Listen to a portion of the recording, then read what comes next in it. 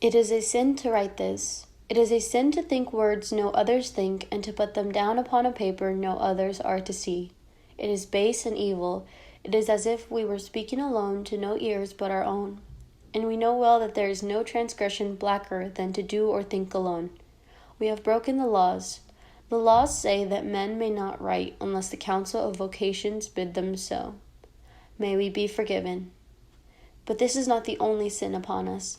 We have committed a greater crime, and for this crime there is no name. What punishment awaits us if it be discovered, we know not. For no such crime has come in the memory of men, and there are no laws to provide for it. It is dark here. The flame of the candle stands still in the air. Nothing moves in this tunnel save our hand on the paper. We are alone here under the earth. It is a fearful word, alone. The laws say that none among men may be alone, ever and at any time, for this is the great transgression and the root of all evil.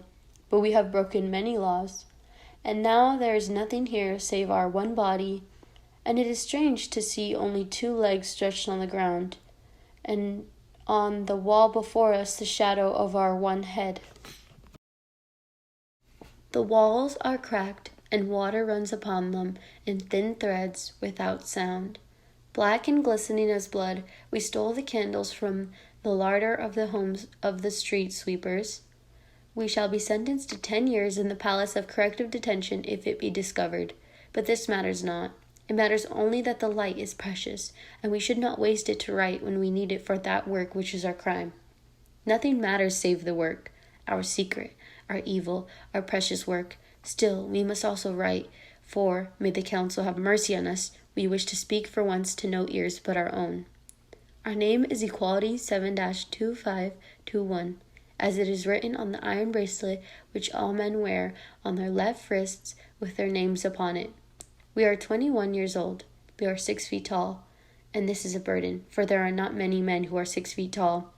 Ever have the teachers and the leaders pointed to us and frowned, and said, there is evil in your bones, Equality 7-2521, for your body has grown beyond the bodies of your brothers. But we cannot change our bones, nor our body. We are born with a curse. It has always driven us to thoughts which are forbidden. It has always given us wishes which men may not wish. We know that we are evil, but there is no will in us, and no power to resist it.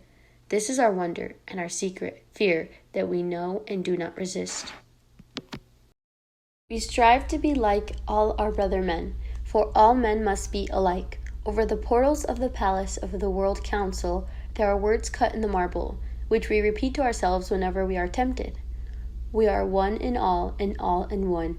There are no men but only the great we, one, indivisible, and forever. We repeat this to ourselves, but it helps us not. These words were cut long ago. There is green mold in the grooves of the letters and yellow streaks on the marble, which come from more years than men can count.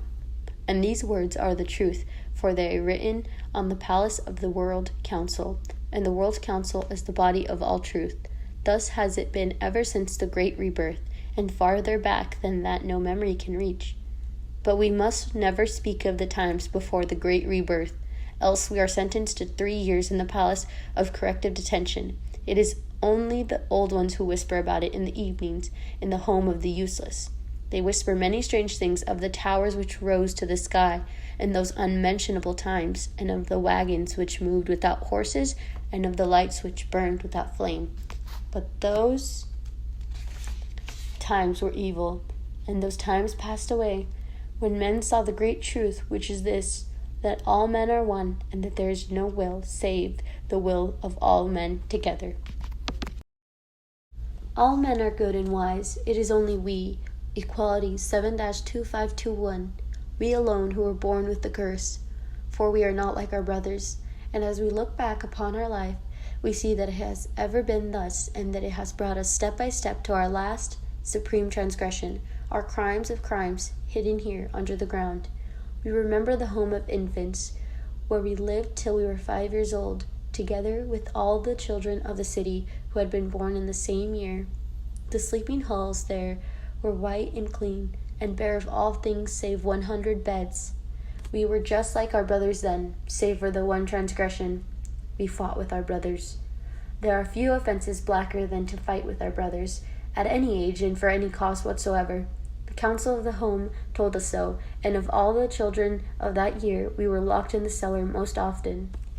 When we were 5 years old, we were sent to the home of the students, where there are 10 wards. For our 10 years of learning, men must learn till they reach their 15th year. Then they go to work. In the home of the students, we arose when the big bell rang in the tower, and we went to our beds when it rang again. Before we removed our garments, we stood in the great sleeping hall, and we raised our right arms, and we sat all together with the 3 teachers at the head. We are nothing. Mankind is all. By the grace of our brothers, we are allowed our lives. We exist through, by, and for our brothers who are the state. Amen. Then we slept. The sleeping halls were white and clean, and bare of all things save 100 beds. We, Equality 7-2521, were not happy in those years in the home of the students. It was not that the learning was too hard for us, it was that the learning was too easy. This is a great sin, to be born with a head which is too quick. It is not good to be different from our brothers, but it is evil to be superior to them. The teachers told us so, and they frowned when they looked upon us. So we fought against this curse. We tried to forget our lessons, but we always remembered. We tried not to understand what the teachers taught, but we always understood it before the teachers had spoken. We looked upon Union 5-3992, who were a pale boy with only half a brain, and we tried to say and do as they did, that we might be like them, like Union 5-3992. But somehow the teachers knew that we were not, and we were lashed more often than all the other children. The teachers were just, for they had been appointed by the councils, and the councils are the voice of all justice, for they are the voice of all men. And if sometimes in the secret darkness of our heart we regret that which befell us on our 15th birthday, we know that it was through our own guilt.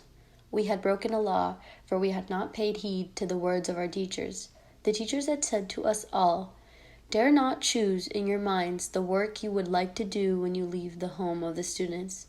You shall do which the Council of Vocations shall prescribe for you. For the Council of Vocations knows in its great wisdom where you are needed by your brother men, better than you can know it in your unworthy little minds. And if you are not needed by your brother men, there is no reason for you to burden the earth with your bodies." We knew this well in the years of our childhood, but our curse broke our will. We were guilty, and we confess it here. We were guilty of the great transgression of preference. We preferred some work and some lessons to the others. We did not listen well to the history of all the councils elected since the great rebirth. But we loved the science of things. We wished to know. We wished to know about all the things which made the earth around us. We asked so many questions that the teachers forbade it. We think that there are mysteries in the sky and under the water and in the plants which grow. But the Council of Scholars has said that there are no mysteries, and the Council of Scholars knows all things. And we learned much from our teachers. We learned that the earth is flat and that the sun revolves around it, which causes the day and the night. We learned the names of all the winds which blow over the seas and push the sails of our great ships. We learned how to bleed men to cure them of all ailments. We loved the science of things, and in the darkness, in the secret hour, when we awoke in the night and there were no brothers around us, but only their shapes in the beds and their snores, we closed our eyes and we held our lips shut, and we stopped our breath, that no shudder might let our brothers see or hear or guess, and we thought that we wished to be sent to the home of the scholars when our time would come. All the great modern inventions come from the home of the scholars, such as the newest one, which we found only 100 years ago, of how to make candles from wax and string. Also how to make glass, which is put in our windows to protect us from the rain. To find these things, the scholars must study the earth and learn from the rivers, from the sands, from the winds, and the rocks. And if we went to the home of the scholars, we could learn from these also. We could ask question of these, for they do not forbid questions. And questions give us no rest. We know not why our curse makes us seek, we know not what, ever and ever, but we cannot resist it. It whispers to us that there are great things on this earth of ours, and that we can know them if we try, and that we must know them. We ask, why must we know? But it has no answer to give us. We must know that we may know. So we wished to be sent to the home of the scholars. We wished it so much that our hands trembled under the blankets in the night, and we bit our arm to stop that other pain which we could not endure. It was evil, and we dared not face our brothers in the morning, for men may wish nothing for themselves, and we were punished when the Council of Vocations came to give us our life mandates, which tell those who reach their 15th year what their work is to be for the rest of their days. The Council of Vocations came on the first day of spring, and they sat in the great hall. And we who were 15 and all the teachers came into the great hall, and the Council of Vocations sat on a high dais, and they had but 2 words to speak to each of the students. They called the students' names, and when the students stepped before them, one after another, the council said, carpenter, or doctor, or cook, or leader. Then each student raised their right arm and said, the will of our brothers be done. Now, if the council has said carpenter or cook, the students so assigned go to work and they do not study any further. But if the council has said leader, then those students go into the home of the leaders, which is the greatest house in the city, for it has 3 stories. And there they study for many years, so that they may become candidates and be elected to the city council and the state council and the world council, by a free and general vote of all men. But we wish not to be a leader, even though it is a great honor. We wish to be a scholar. So we waited our turn in the great hall, and then we heard the Council of Vocations call our name. Equality 7-2521. We walked to the dais, and our legs did not tremble, and we looked up at the council. There were 5 members of the council, 3 of the male gender and 2 of the female. Their hair was white, and their faces were cracked as the clay of a dry riverbed. They were old. They seemed older than the marble of the temple of the World Council. They sat before us, and they did not move. And we saw no breath to stir the folds of their white togas. But we knew that they were alive, for a finger of the hand of the oldest rose, pointed to us, and fell down again. This was the only thing which moved, for the lips of the oldest did not move as they said, street sweeper. We felt the cords of our neck grow tight as our head rose higher to look upon the faces of the council, and we were happy. We knew we had been guilty, but now we had a way to atone for it. We would accept our life mandate, and we would work for our brothers, gladly and willingly. And we would ease our sin against them, which they did not know, but we knew. So we were happy and proud of ourselves and of our victory over ourselves. We raised our right arm and we spoke, and our voice was the clearest, the steadiest voice in the hall that day, and we said, the will of our brothers be done. And we looked straight into the eyes of the council, but their eyes were as cold blue glass buttons. So we went into the home of the street sweepers. It is a gray house on a narrow street. There is a sundial in its courtyard, by which the council of the home can tell the hours of the day and when to ring the bell. When the bell rings, we all arise from our beds. The sky is green and cold, and our windows to the east. The shadow on the sundial marks off a half hour while we dress and eat our breakfast in the dining hall, where there are 5 long tables with 20 clay plates and 20 clay cups on each table. Then we go to work in the streets of the city with our brooms and our rakes. In 5 hours, when the sun is high, we return to the home and we eat our midday meal, for which 1/2 hour is allowed. Then we go to work again. In 5 hours, the shadows are blue on the pavements, and the sky is blue with a deep brightness which is not bright. We come back to have our dinner, which lasts 1 hour. Then the bell rings, and we walk in a straight column to one of the city halls for the social meeting. Other columns of men arrive from the homes of different trades. The candles are lit, and the councils of the different homes stand in a pulpit, and they speak to us of our duties and of our brother men. Then visiting leaders mount the pulpit, and they read to us the speeches which were made in the city council that day. For the city council represents all men, and all men must know. Then we sing hymns, the hymn of brotherhood and the hymn of equality and the hymn of the collective spirit. The sky is a soggy purple when we return to the home. Then the bell rings and we walk in a straight column to the city theater for 3 hours of social recreation. There a play is shown upon the stage, with 2 great choruses from the home of the actors, which speak and answer all together in 2 great voices. The plays are about toil and how good it is. Then we walk back to the home in a straight column. The sky is like a black sieve pierced by silver drops that tremble, ready to burst through. The moths beat against the street lanterns. We go to our beds and we sleep till the bell rings again. The sleeping halls are white and clean and bare of all things save 100 beds. Thus we lived each day of 4 years, until 2 springs ago when our crime happened. Thus must all men live until they are 40. At 40, they are worn out. At 40, they are sent to the home of the useless, where the old ones live. The old ones do not work, for the state takes care of them. They sit in the sun in summer, and they sit by the fire in winter. They do not speak often, for they are weary. The old ones know that they are soon to die. When a miracle happens, and some live to be 45, they are the ancient ones, and children stare at them when passing by the home of the useless. Such is to be our life, as that all our brothers and of the brothers who came before us. Such would have been our life had we not committed our crime, which changed all things for us, and it was our curse which drove us to our crime. We had been a good street sweeper, and like all our brother street sweepers, save for our cursed wish to know, we looked too long at the stars at night, and at the trees and the earth. And when we cleaned the yard of the home of the scholars, we gathered the glass vials, the pieces of metal, the dried bones which they had discarded. We wished to keep these things to study them, but we had no place to hide them. So we carried them to the city cesspool, and then we made the discovery. It was on a day of the spring before last.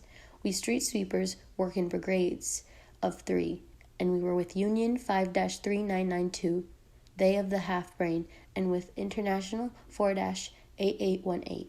Now Union 5-3992 are a sickly lad, and sometimes they are stricken with convulsions when their mouth froths and their eyes turn white. But International 4-8818 are different.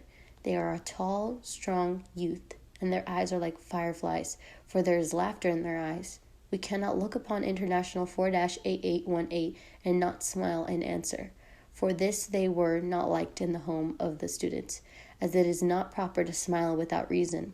And also they were not liked because they took pieces of coal and they drew pictures upon the walls, and they were pictures which made men laugh. But it is only our brothers in the home of the artists who were permitted to draw pictures, so International 4-8818 were sent to the home of the street sweepers like ourselves. International 4-8818 and we are friends. This is an evil thing to say, for it is a transgression, the great transgression of preference, to love any among men better than the others, since we must love all men, and all men are our friends. So International 4-8818, and we have never spoken of it, but we know. We know when we look into each other's eyes, and when we look thus without words, we both know other things also, strange things for which there are no words, and these things frighten us. So on that day of the spring before last, Union 5-3992 were stricken with convulsions on the edge of the city near the city theater. We left them to lie in the shade of the theater tent, and we went with International 4-8818 to finish our work. We came together to the great ravine behind the theater. It is empty save for trees and weeds. Beyond the ravine there is a plain, and beyond the plain there lies the uncharted forest, about which men must not think. We were gathering the papers and the rags which the wind had blown from the theater, when we saw an iron bar among the weeds. It was old and rusted by many rains. We pulled with all our strength, but we could not move it. So we called International 4-8818, and together we scraped the earth around the bar. Of a sudden, the earth fell in before us, and we saw an old iron grill over a black hole. International 4-8818 stepped back, but we pulled at the grill and gave way. And then we saw iron rings as steps leading down a shaft into a darkness without bottom. We shall go down, we said to International 4-8818. It is forbidden, they answered. We said, the council does not know of this hole, so it cannot be forbidden. And they answered, since the council does not know of this hole, there can be no law permitting to enter, and everything which is not permitted by law is forbidden. But we said, we shall go, nonetheless.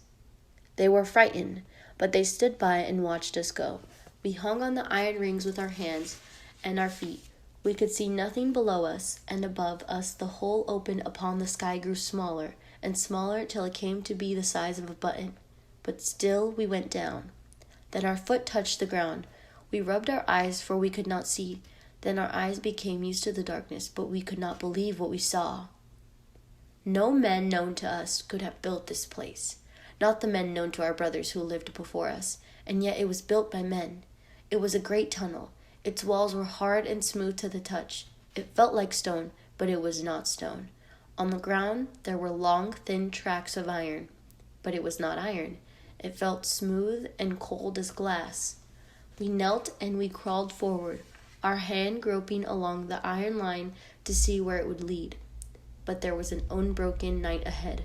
Only the iron tracks glowed through it, straight and white, calling us to follow.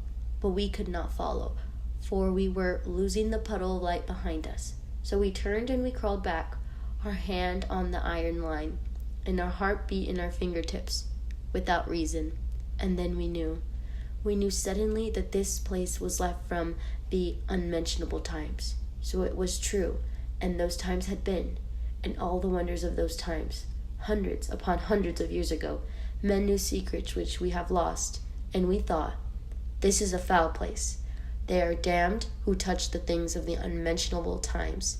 But our hand, which followed the track as we crawled, clung to the iron as if it would not leave it, as if the skin of our hand were thirsty and begging of the metal some secret fluid beating in its coldness. We returned to the earth. International 4-8818 looked upon us and stepped back. Equality 7-2521, they said. Your face is white. But we could not speak, and we stood looking upon them. They backed away as if they dared not touch us. Then they smiled, but it was not a gay smile. It was lost and pleading, but still we could not speak. Then they said, we shall report our find to the city council, and both of us will be rewarded. And then we spoke. Our voice was hard, and there was no mercy in our voice. We said, we shall not report our find to the city council. We shall not report it to any men. They raised their hands to their ears, for never had they heard such words as these.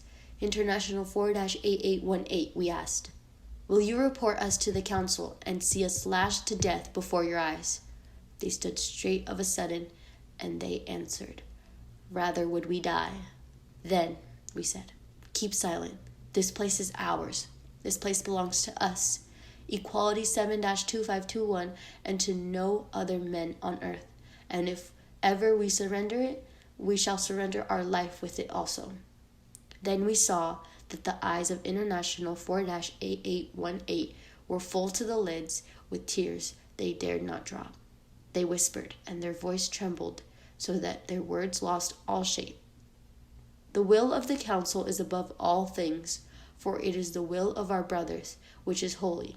But if you wish it so, we shall obey you. Rather shall we be evil with you than good with all our brothers. May the council have mercy upon both our hearts. Then we walked away together and back to the home of the street sweepers, and we walked in silence. Thus did it come to pass that each night, when the stars are high and the street sweepers sit in the city theater, we, Equality 7-2521, steal out and run through the darkness to our place. It is easy to leave the theater when the candles are blown and the actors come onto the stage.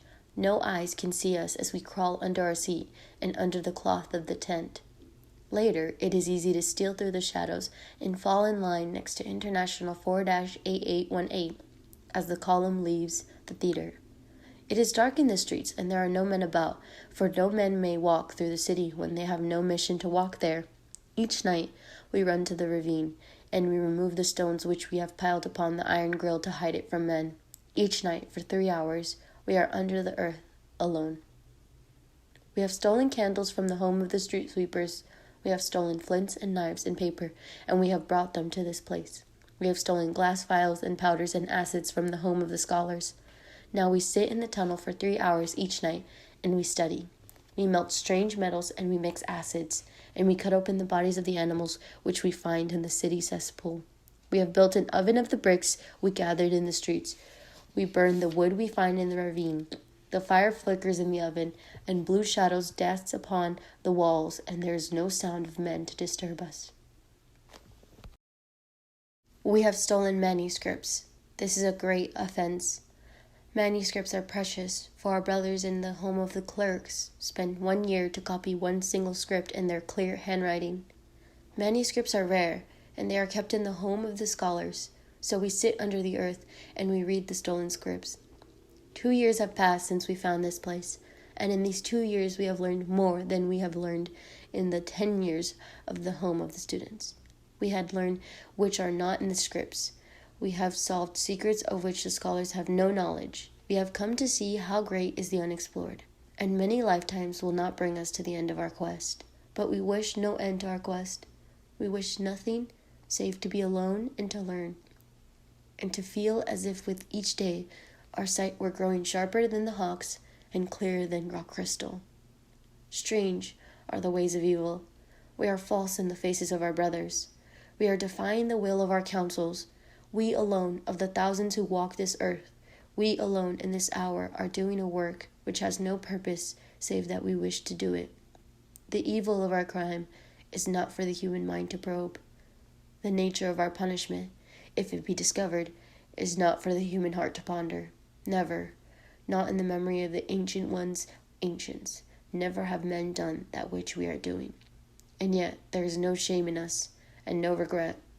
We say to ourselves that we are a wretch and a traitor, but we feel no burden upon our spirit, and no fear in our heart. And it seems to us that our spirit is clear as a lake troubled by no eyes save those of the sun. And in our heart, strange are the ways of evil. In our heart, there is the first peace we have known in 20 years.